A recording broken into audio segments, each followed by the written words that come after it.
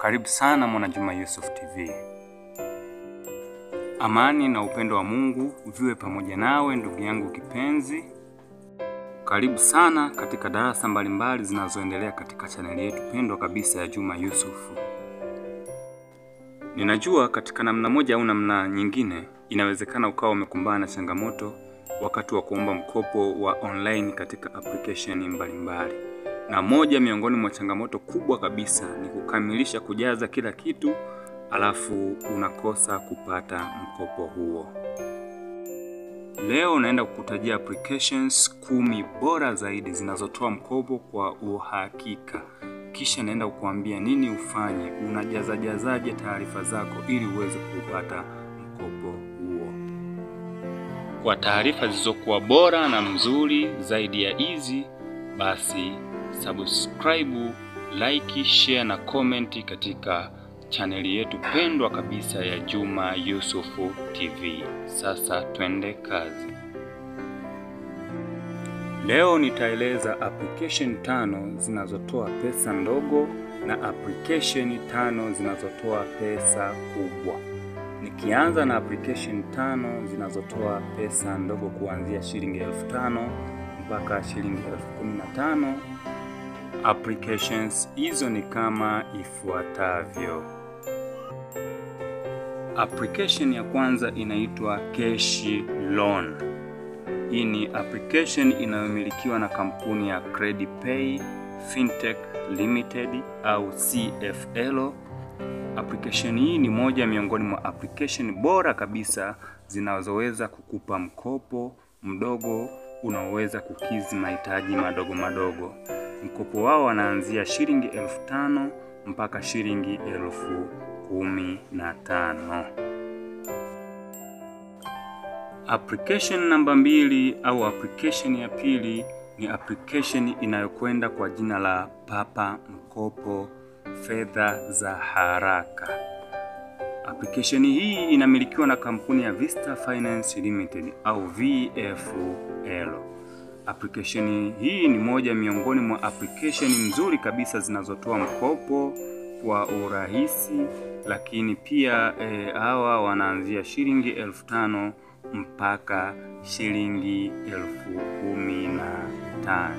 Hawana masharti mengi, vitu vya kuupload ni vichache katika application yao. Application namba 3 ni application inayokwenda kwa jina la Kinga Mkopo Fedha za Haraka. Hii ipo chini ya kampuni ya P-Money au inaitwa Pair Money. Hii ni moja miongoni mwa application bora kabisa kwa sababu hii haihitaji vitu vingi vya kuupload, ni kujaza taarifa tu, haihitaji picha yoyote, lakini wanatoa pesa kwa haraka zaidi kama utajaza kwa kufuata maelezo ambayo tutayaweka mwishoni kabisa mwa video hii. Kwa hii ni moja miongoni mwa application bora ambayo wanatoa pesa kuanzia shilingi 5,000 mpaka 15,000.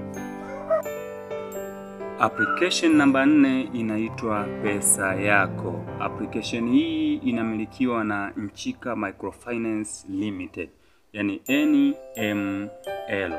Moja miongoni mwa faida za application hii ni kwamba haihitaji taarifa nyingi, haihitaji kuupload sana, au haihitaji hata kuupload kitambulisho, ni namba tu ya kitambulisho inayotakiwa.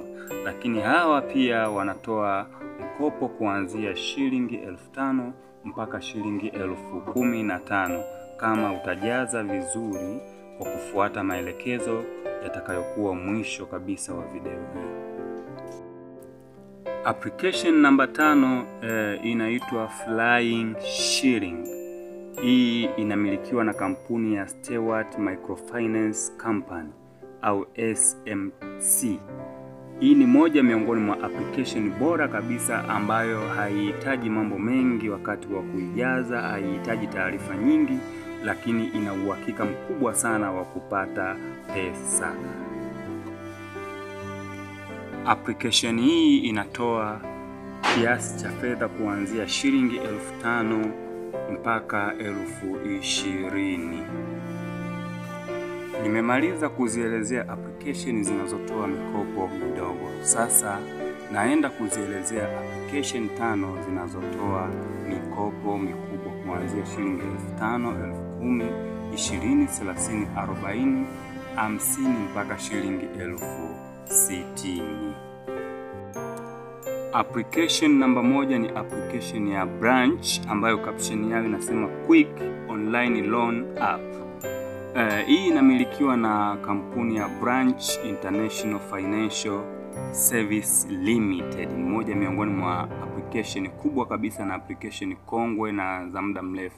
Sasa hao wana masharti mengi sana.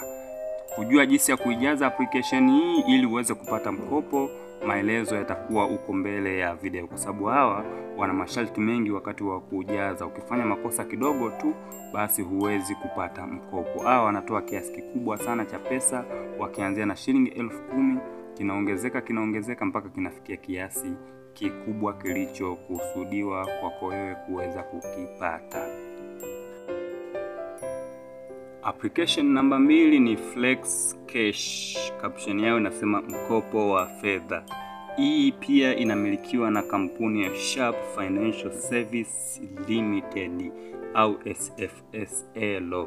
Hii ni moja miongoni mwa application inayotoa fedha kubwa kwa kiasi kikubwa na kwa haraka zaidi.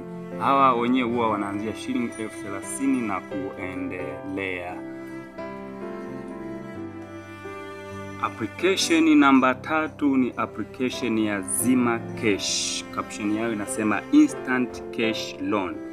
Hii ni moja miongoni mwa applications zinazomilikiwa na kampuni ya Temeria Microfinance Limited, kwa kifupi ni TML. Ni moja miongoni mwa application kubwa kabisa zinazotoa mkopo kwa haraka kuanzia shilingi 20,000, 30 na kuendelea.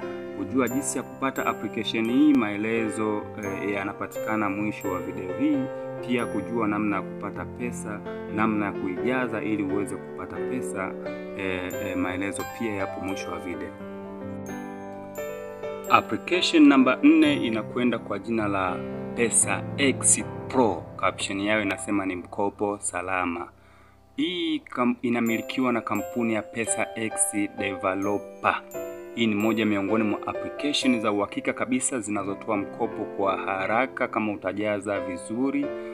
Hawa wanatoa kuanzia 20,000, 30, 40, 50 na kuendelea. Application namba 5 inakwenda kwa jina la Cash Flow Link. Hii caption yake inasema ni personal loan. Inamilikiwa na kampuni ya Tanzania Loan Service. Ni moja miongoni mwa application kubwa kabisa ambayo inahitaji kuijaza kwa umakini ili uweze kupata mkopo, lakini wanatoa mkopo mkubwa kuanzia 30,000, 40, 50, 60 na kuendelea. Nadhani utakuwa umenielewa kwa sababu nimeeleza application 10 zikitanguliwa na 5 zinazotoa mikopo kwa haraka lakini mikopo midogo, zikafuatiwa na 5 zinazotoa mikopo kwa haraka lakini mikopo mikubwa. Sasa naomba niweze kuelezea ni tunajaza vipi taarifa zetu katika application mbalimbali ili tuweze kupata mikopo kwa uhakika. Na hapa sasa ndipo kwenye msingi. Maana tulokuwa wengi tunajaza taarifa lakini tukishamaliza tunaambulia kwamba application rejected, omba baada ya siku fulani. Kuna makosa makubwa sana tunayoyafanya. Kwanza tunatakiwa tujue vitu gani tunatakiwa tukizingatie kabla hatuja download application.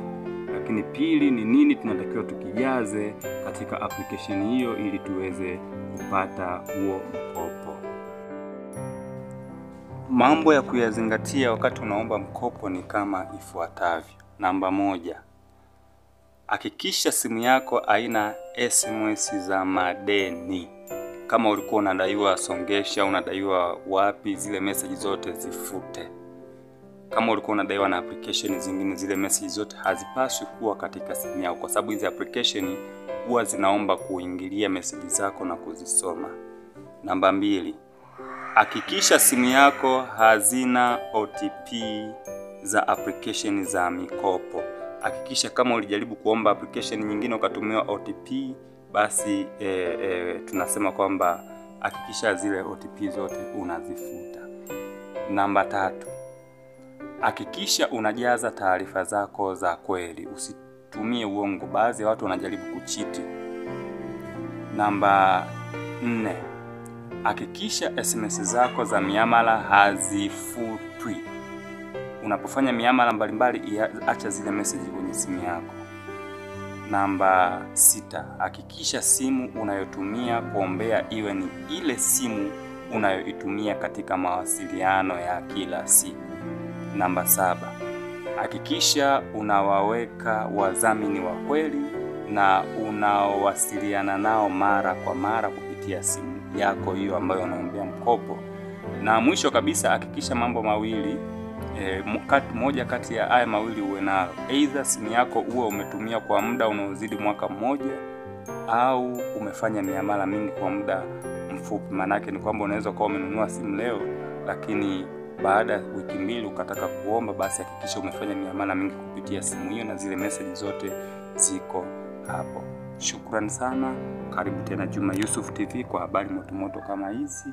Kwa changamoto zozote tukutane katika comment box. Usisahau kusubscribe, kulike na kushare video hii.